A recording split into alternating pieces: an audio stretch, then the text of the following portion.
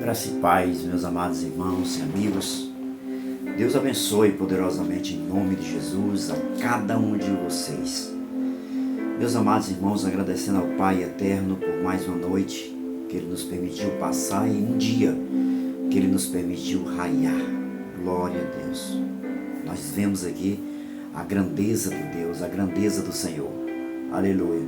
Avisando que hoje nós vamos ter o nosso culto, culto presencial com 10% das pessoas e que foi aberto, e indicado para que mandassem para o WhatsApp do pastor Alexandre, dizendo que quer participar do culto ou quarta-feira ou sexta-feira. Para quê, pastor? Para termos um controle, porque nós só vamos ter o número de 40 pessoas dentro do templo, 40 pessoas. Dessas 40, 10 são do Ministério de Louvor e a mídia, que vai fazer a transmissão pelo nosso canal no YouTube. Bom, e 30 são os demais irmãos. Então é preciso que esteja inscrito, porque não queremos infringir nenhuma lei, queremos estar debaixo da lei, da ordem, do decreto, e com certeza vai dar tudo bem em nome do Senhor Jesus. Vai ser hoje, quarta-feira e sexta-feira. Culto começando às 18 horas. Começa às 18 horas até às 19h30, por conta do toque de recolher às 20 horas. Então o culto começa às 18 horas e vai até às 19h30, com 40 pessoas só dentro do templo. Amém, querido?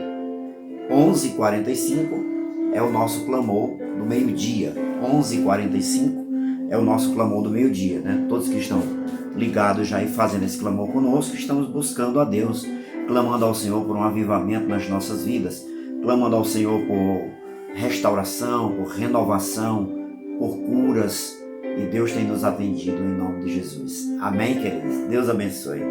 Meus amados irmãos, continuando aqui falando sobre os sinais da vinda de Jesus, estamos falando aqui exatamente sobre a apostasia, de uma forma exaustiva mesmo, falando sobre a apostasia. Por quê? Porque isso é o que nós vemos, é a preparação para o reino do anticristo, para o anticristo reinar. Então há toda uma preparação. E nós falamos aqui quem é o anticristo, quem são os anticristos, como esse reino do anticristo está sendo preparado, que apostasia é essa, entendeu? Então nós já falamos de tudo isso aqui. Já falamos de tudo. A apostasia é daqueles que saíram da igreja, ou então estão no meio da igreja, mas eles procuram a destruição da igreja. Então são os anticristos que João diz na sua primeira carta, capítulo 2, versículo 18 e 19, E baseado aqui na segunda carta de Paulo aos Tessalonicenses, capítulo 2, versículo 3, diz o seguinte: ninguém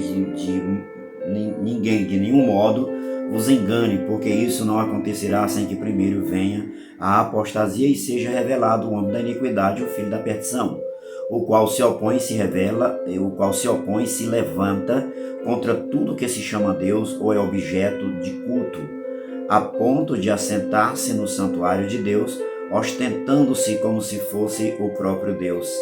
Não vos recordais de que ainda convosco eu costumava dizer essas coisas? E agora sabeis o que o detém, para que seja revelado somente em ocasião oportuna. Então nós vemos aqui que a apostasia é essa preparação para o reino do anticristo. A apostasia é um tempo de preparação, é uma imitação de como foi para Jesus. Na época de Jesus vir, houve uma preparação de um reino, houve a preparação de uma língua, houve a preparação de um povo para poder Jesus vir, E isso há 2000 anos atrás. Para ele vir, houve toda essa preparação de um reino, de um povo, de uma língua. Então houve toda essa preparação para Jesus vir. Para a vinda do anticristo, há uma preparação de quem? De um povo, que é exatamente os apóstatas, Os apóstatas, de um reino, De um reino, que é exatamente isso aqui, que ele quer se apoderar de um reino, E de uma língua, ou seja, que língua as pessoas estão falando? Qual língua as pessoas estão falando? Você entendeu? Então, o que nós vemos aqui, Paulo revelando, trazendo essa revelação aqui, quando ele diz que é o homem da iniquidade, o filho da perdição, ele diz que ele vai se opor e se levantar contra tudo que se chama Deus ou é objeto de culto. Então vamos lá.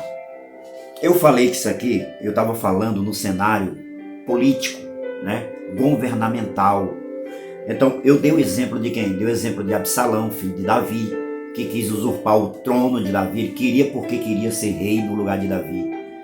Também Adonias queria porque queria ser rei no lugar de Davi. Todos eles filhos do rei Davi.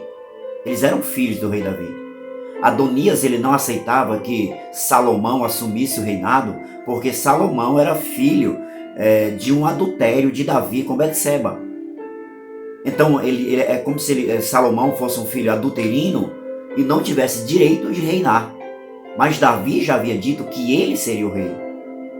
Mas pastor, Adonias estava certo, porque Davi era um adúltero. Davi tinha adulterado e gerou Salomão desse adultério. Mas era promessa de Deus, era promessa do Senhor.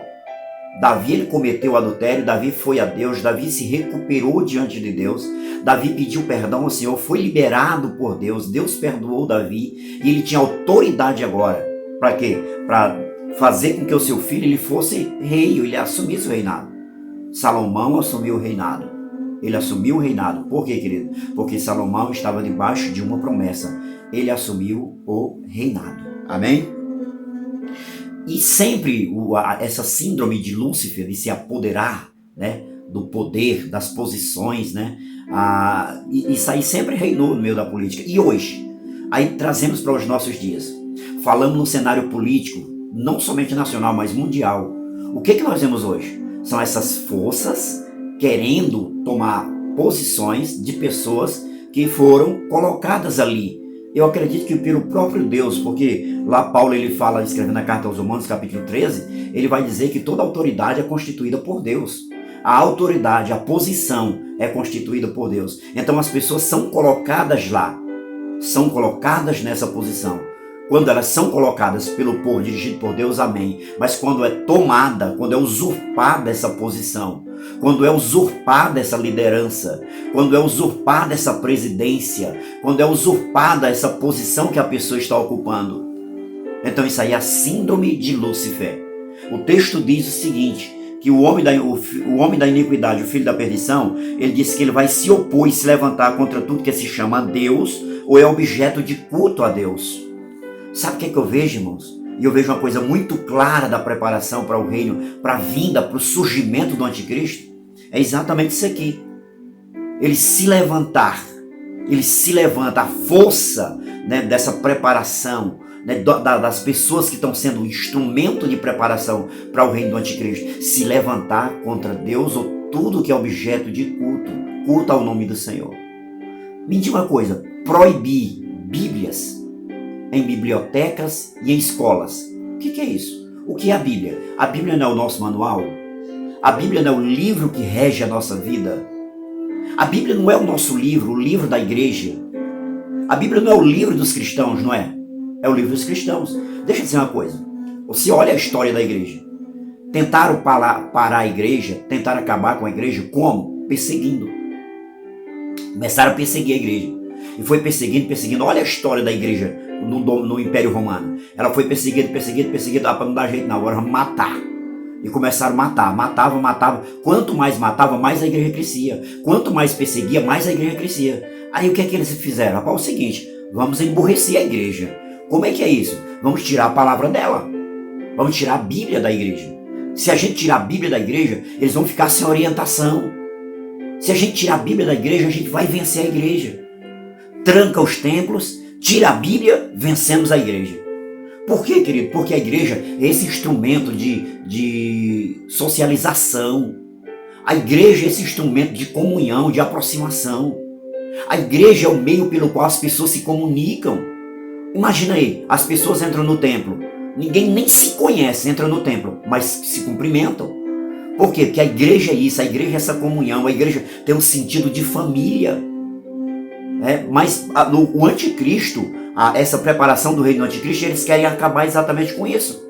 A implantação do reino do anticristo é parar a igreja, barrar a igreja, porque a igreja é esse elo de aproximação.